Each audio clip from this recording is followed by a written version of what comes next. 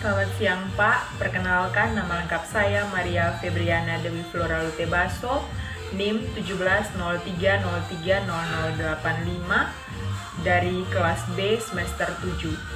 Pada tugas ketiga mata kuliah Perencanaan dan Kebijakan Sosial, saya akan menjelaskan materi tentang paradoks sistem pemisahan perumahan rezim kesejahteraan dan perubahan etnis di kota-kota Eropa Selatan.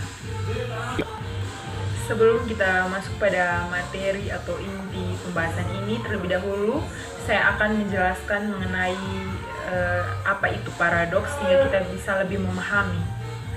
Asal kata paradoks ini berasal dari bahasa Yunani, yaitu dari kata paradokson. Kata ini terdiri dari preposisi para yang berarti dengan cara atau menurut, sedangkan doksa yang berarti apa yang diterima. Sehingga paradoks berarti situasi pernyataan benar dan salah pada saat yang bersamaan, atau juga dapat bisa diartikan yaitu situasi ataupun kejadian yang berulang tanpa awal dan tanpa akhir.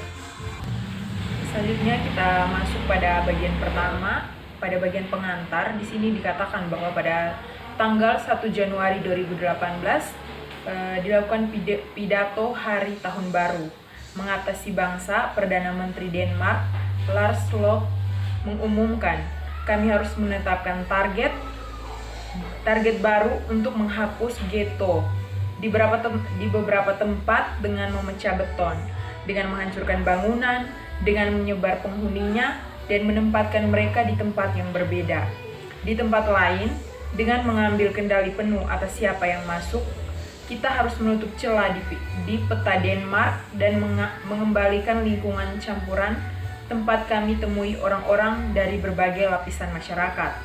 Terlepas dari konsensus bahwa pemisahan perumahan atau segresi adalah fenomena multidimensi dan kompleks, asumsi yang telah disederhanakan bahwa pemisahan spasial mencerminkan ketidaksetaraan sosial tetap ada.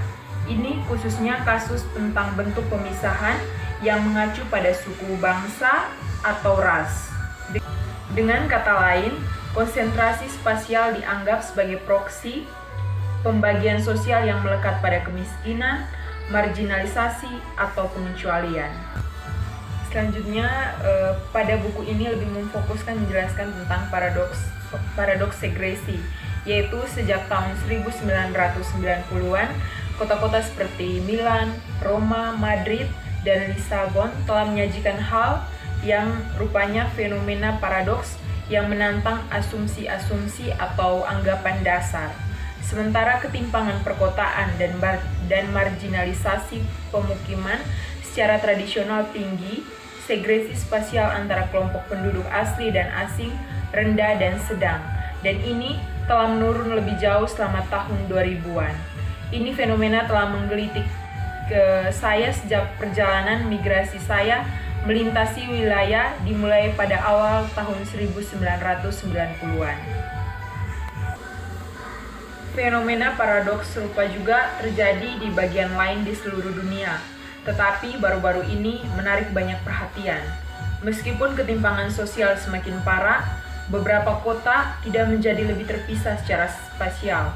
Bahkan dengan gelombang migrasi massal baru atau krisis keterjangkauan perumahan, proses perakiraan getosiasi belum terwujud secara sistematis di seluruh kota. Di beberapa tempat, pemisahan tempat tinggal bahkan menurun imigran dan kelompok asli di seluruh kota dan wilayah metropolitannya, dan beberapa lingkungan menjadi lebih beragam secara etnis dan campuran sosial. Apakah fenomena pemisahan seperti itu menjadi produk sampingan dari kondisi sejarah yang berbeda?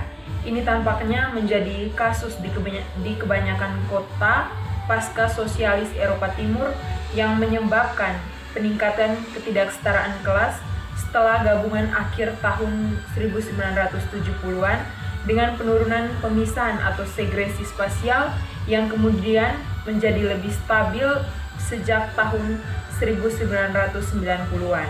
Hal ini secara mengejutkan disebut sebagai paradoks pasca transisi sosialis atau pasca segresi sosialis. Argumen kunci seperti yang disarankan bagi Talim adalah sosialisme negara yang merekayasa kota-kota di sekitar dataran rendah, tingkat perbedaan sosio-spasial, dan ini tetap demikian setelahnya karena imobilitas tempat tinggal dari kelas bawah yang digabungkan mobilitas yang lambat dari kelas atas. Namun tingkat segresi atau pemisahan sedang tidak boleh dianggap hanya berasal dari periode yang sama. Dan di sini paradoks juga dianggap oleh beberapa orang sebagai fase peralihan.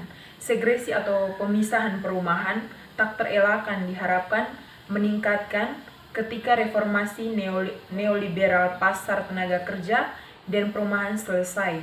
Pusat daerah kemudian akan dijajah oleh kelompok yang lebih kaya, pinggiran kota oleh kelompok kelas tengah, dan sisanya terjepit di antara nanti dapat dilihat pada diskusi di Sikora pada tahun 2012. Setelah tadi dijelaskan mengenai paradoks segresi atau sistem pemisahan, pada bagian yang berikutnya juga akan dijelaskan tentang kita memusatkan kembali perdebatan tentang produksi ketimpangan perkotaan. Yang pertama saya akan menjelaskan mengenai pemisahan. Pemisahan adalah proses multiskalar yang didorong oleh berbagai macam mekanisme sistematik dan faktor kontekstual, warisan dan transformasinya, dan bukan oleh kekuatan global yang tak terelakkan, perilaku individu atau logika pasar murni. Saya berpendapat bahwa cara masyarakat diorganisir dan menghasilkan, mengubah dan mendistribusikan sumber daya, memainkan peran kunci dalam sosial pembagian uang. Segresi atau pemisahan dengan demikian merupakan produk melekat dan harus dipahami dalam hubungannya dengan masyarakat luas.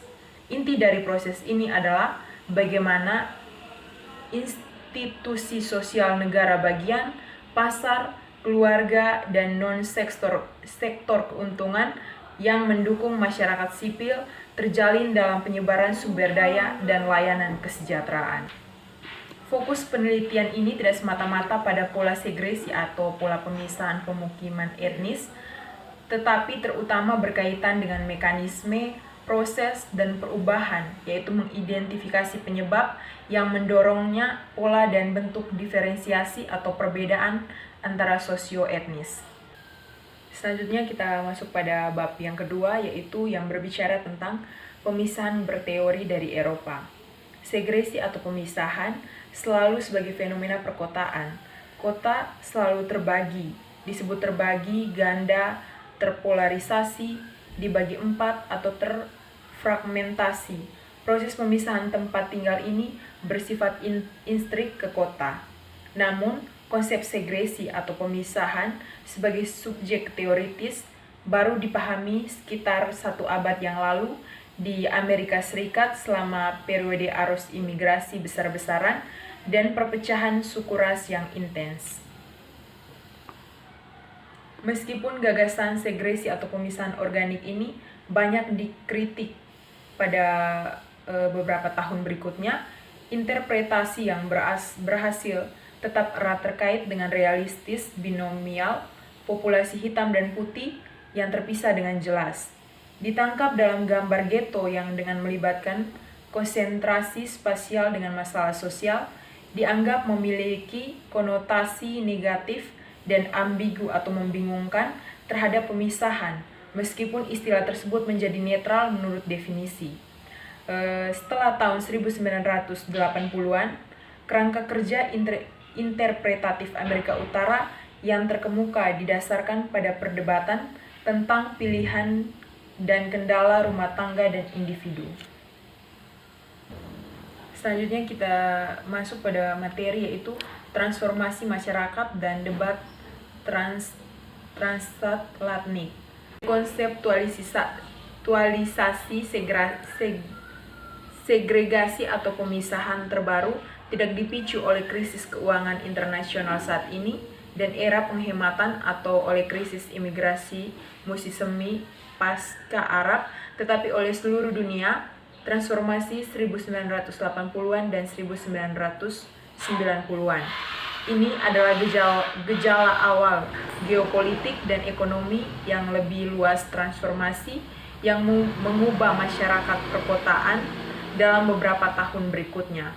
Transformasi radikal di seluruh dunia membutuhkan teori baru, gagasan tradisional tentang pembagian ruang kerja, pembagian ruang sosial, atau imigrasi yang didasarkan pada masyarakat kapitalis industri tampaknya tidak memadai. Demikian pula halnya dengan segresi atau pemisahan. Beberapa disiplin ilmu beralih ke tingkat abstraksi yang lebih tinggi untuk mengembangkan model, konsep, dan kerangka kerja baru yang mencari tren konvergen dan penjelasan secara universal atau umum. Pada bab yang ketiga, di sini dijelaskan tentang rezim kesejahteraan dan nasional sistem perumahan di Eropa. Kompleksitas dan keragaman pola segresi atau pemisahan di multi Eropa kota-kota etnis semakin mendapat perhatian sejak pertengahan tahun 1990-an. Sejak saat itu, studi komparatif di Eropa mulai menantang perhatian yang berlebihan dan pemisahan sebagai akibat dari ekonomi dan proses globalisasi. Ini kritik terhadap teori konvergensi yang didasarkan pada globalisasi wacana, mengarah pada pendekatan terobosan di perkotaan komparatif, studi perumahan, dan segresi. Secara kritis, pendekatan ini dibawa peran negara kembali ke panggung utama di Amerika Utara dan sastra Eropa, dan untuk pertama kalinya rezim kesejahteraan ditambahkan ke daftar tradisional faktor penjelas dan dalam studi segresi. Kesejahteraan dianggap sebagai pendorong utama diferensiasi atau perbedaan di kota-kota Eropa dengan mencegah atau mengurangi ketidaksetaraan sosial selama periode Fordist dan dengan menyaring dampak globalisasi yang memecah belah. Sekian dan terima kasih penjelasan dari saya. Semoga materi yang saya bawakan ini dapat bermanfaat bagi kita semua.